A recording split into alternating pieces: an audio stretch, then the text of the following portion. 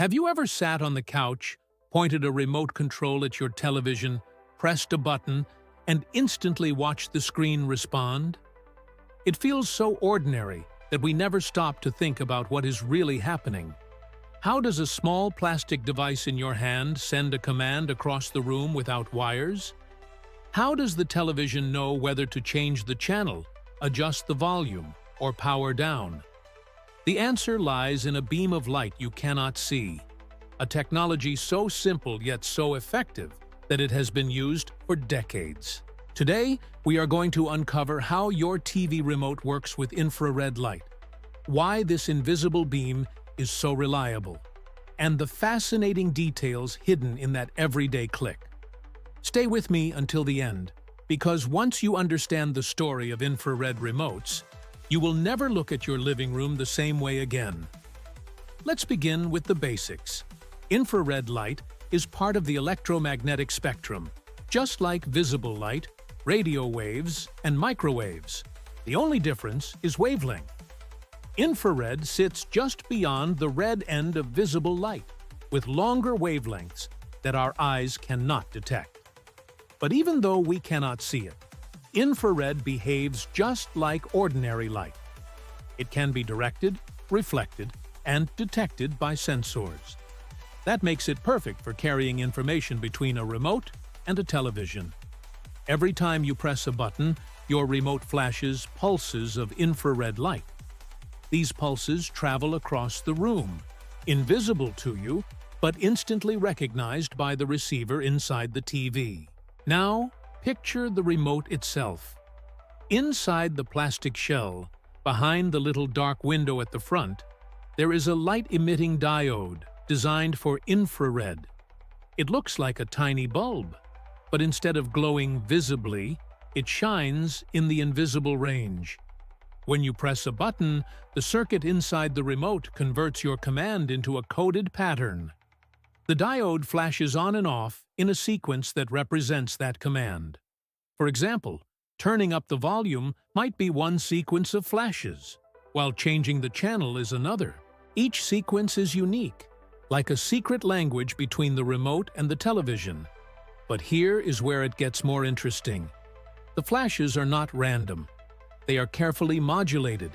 Instead of sending plain pulses, the remote rapidly turns the light on and off at a specific frequency, often around 38 kHz.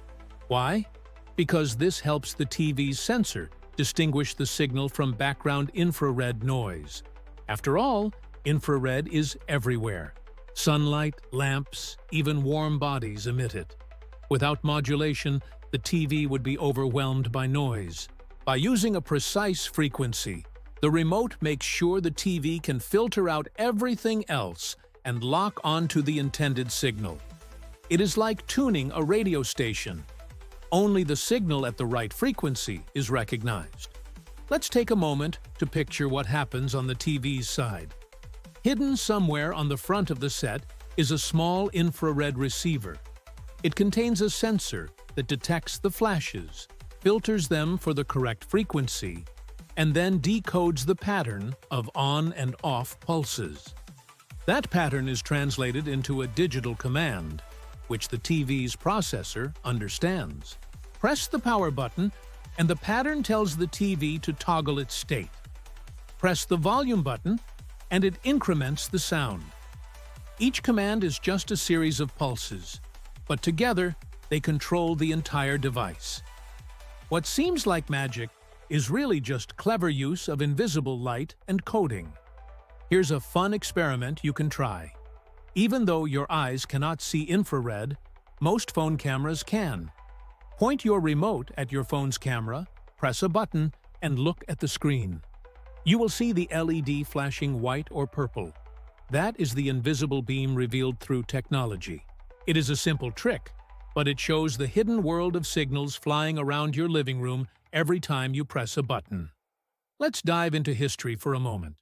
Before infrared remotes, television sets were controlled either manually or with devices that used ultrasound.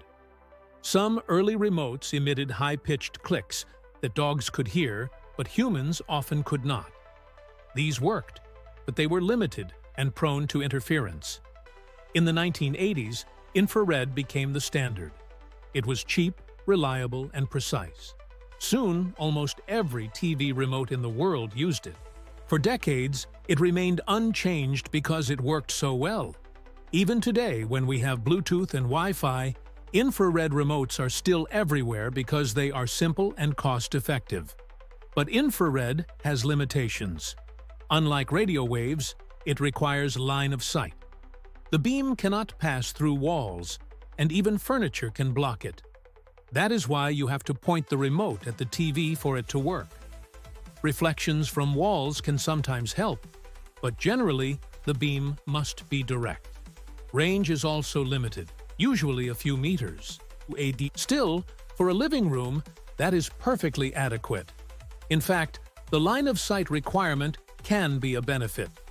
It prevents interference from other rooms and keeps control localized. Now, let's talk about coding. Different manufacturers use different systems to encode the pulses. One common method is pulse width modulation, where the length of the flashes represents different bits of information.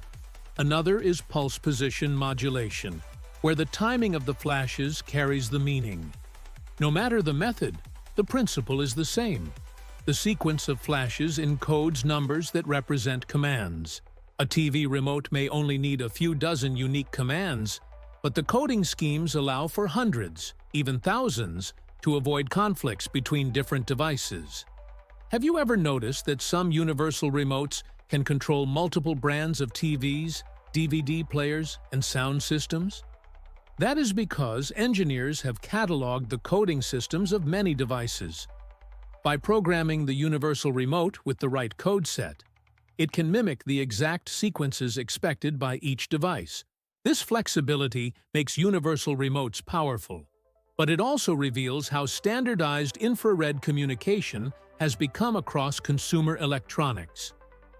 Another detail worth exploring is power. Infrared LEDs in remotes are designed to consume very little energy. That is why a pair of small batteries can last months or even years. The diode only flashes for fractions of a second each time you press a button. Compared to continuous transmission systems, this is highly efficient. The simplicity of on-off pulses also contributes to low power consumption. It is a marvel of design that something so effective can be so frugal with energy. But as with all technology, the world is moving forward. Newer devices sometimes use radio frequency remotes, especially for smart TVs and streaming boxes. These can work through walls and don't require line of sight.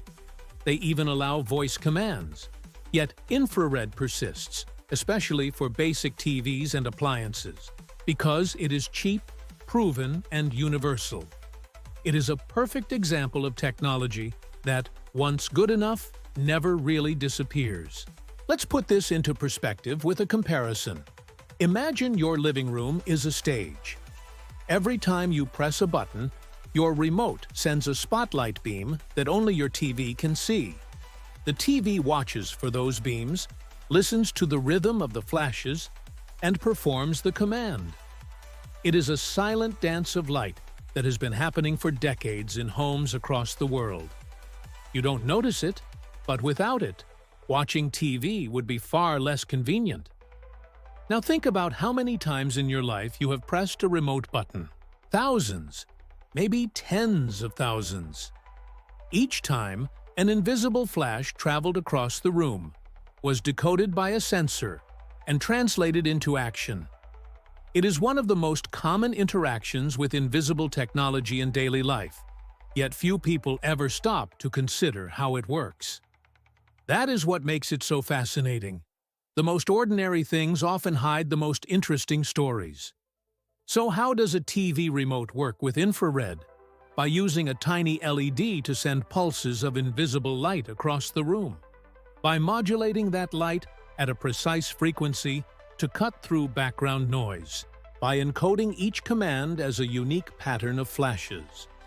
By letting the television's sensor decode those patterns and respond accordingly. It is a simple system, but it has shaped how we interact with technology for generations.